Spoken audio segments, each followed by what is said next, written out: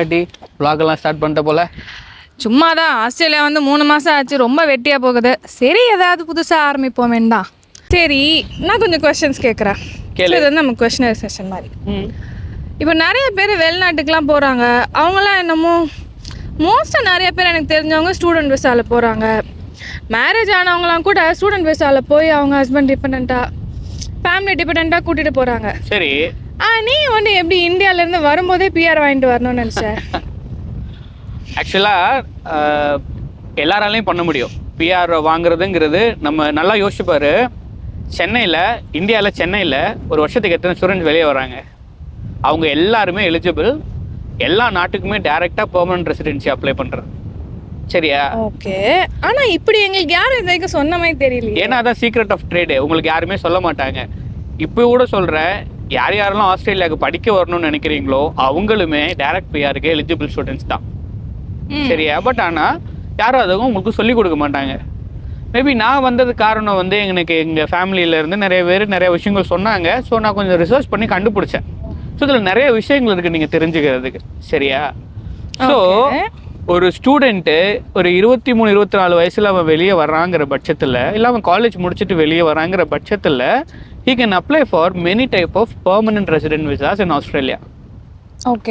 ஓகேவா? அதெல்லாம் என்ன? இந்த பெர்மனன்ட் ரெசிடென்ஸ் விசா மூலியமா நீங்கள் ஆஸ்திரேலியாவில் லைஃப் டைம் ஸ்டே பண்ணலாம். இன்டெஃபினட் ஹார்ஸ் நீங்கள் ஒர்க் பண்ணலாம். என்ன இங்கே உழைக்கிற காசுக்கு நீங்கள் டேக்ஸ் கட்டணும், அவ்வளோதான். நீங்கள் என்ன மிஞ்சி போனால் மாஸ்டர்ஸ் படிக்கலாம்னு ஆஸ்திரேலியா வருவீங்களா? மாஸ்டர்ஸ் எத்தனை வருஷம்? 2 வருஷம். இந்த 2 வருஷத்துக்கு உங்களுக்கு காலேஜ் ஃபீஸ் மட்டும் குறைஞ்சது சராசரியான கரண்ட் ரேட்டு படி $70,000 ஆஸ்திரேலியன் டாலர்ஸ் ஆகும் உங்களுக்கு ஒரு மாஸ்டர்ஸ் இன் மெக்கானிக்கல் இன்ஜினியரிங் முடிக்கிறதுக்கு. அது நீங்கள் இந்தியாவுக்கு நீங்களே கணக்கு கூட்டி பார்த்துக்குங்க எவ்வளோ வருது அப்படின்ட்டு. It will be a lakhs of money. ஓகேவா? சரி, அப்போ நீங்கள் பிஆர் வாங்குறதுக்கு நீங்கள் என்ன காசே செலவு பண்ணலையா? அதுதான் ஹைலைட்டு. நீங்கள் அவ்வளோ காசு செலவு பண்ணவே தேவையில்லை. ரொம்ப கம்மியான காசு தான் பிஆர் ரெசிடென்ஸுக்கு அப்ளை பண்ணுற amount comparing with student visa. சரியா? ஸோ நான் என்ன உங்களுக்கு அட்வைஸ் பண்ணுறேன் இப்போ உள்ள யங்ஸ்டர்ஸுக்கு அப்படின்னா, ஸ்டூடெண்ட் விசாவுக்கு வர்றதுல தப்பே கிடையாது. படிக்கிற இன்டென்ஷன்ஸோடு நீங்கள் வரணுன்னா தாராளமாக ஆஸ்திரேலியாவுக்கு ஸ்டூடெண்ட் விசாலாம் வாங்க. இல்லை நான் ஆஸ்திரேலியா வந்து செட்டில் ஆக போகிறேன் அப்படி ஒரு இன்டென்ஷன் உங்களுக்கு இருந்ததுன்னா தயவு செஞ்சு 189 சப் கிளாஸ் விசானா என்னென்னு கூகுள் பண்ணுங்கள். 491 சப் கிளாஸ் விசானா என்னென்னு கூகுள் பண்ணுங்கள். 190 சப் கிளாஸ் விசா என்னென்னு கூகுள் பண்ணுங்கள். இதெல்லாம் கூகுள் பண்ணிவிட்டு உங்களுக்கு கூகுள்லே கால்குலேஷன் ஆப்ஷனும் இருக்குது. அதில் வந்து பாயிண்ட் டெஸ்ட் மெத்தடில் எவ்வளவு பாயிண்ட்ஸ் உங்களுக்கு இருக்குங்கிறத பாருங்கள்.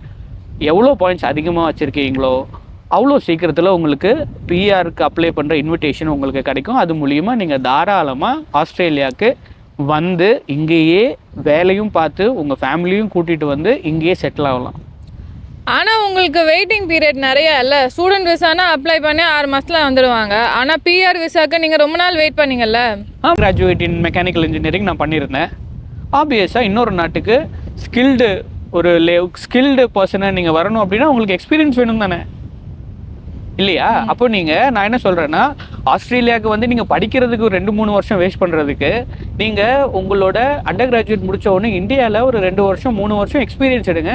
எக்ஸ்பீரியன்ஸ் எடுத்துகிட்டு நீங்கள் எக்ஸ்பீரியன்ஸ் ஸ்டார்ட் பண்ணும்போதே எக்ஸாம்ஸ் எல்லாம் எழுதி ப்ரிப்பேர் பண்ணி கையில் வச்சுக்கோங்க. உங்களுக்கு என்றைக்குமே ஆஸ்திரேலியா வந்து உங்கள் விசா என்றைக்கு வருதோ அப்போ அப்ரூவ் பண்ண தான் போகுது. அப்போ நீங்கள் ஃபேமிலியோடு வந்து வித் எக்ஸ்பீரியன்ஸோடு நீங்கள் இங்கே வேலை பார்க்கலாம், இல்லையா? இங்கே இன்னொரு முக்கியமான விஷயம், இங்கே எவ்வளோக்கு எவ்வளோ எக்ஸ்பீரியன்ஸ் வச்சுருக்கீங்களோ அவ்வளோக்கு அவ்வளோ அதிகமாக சேலரி கிடைக்கும்.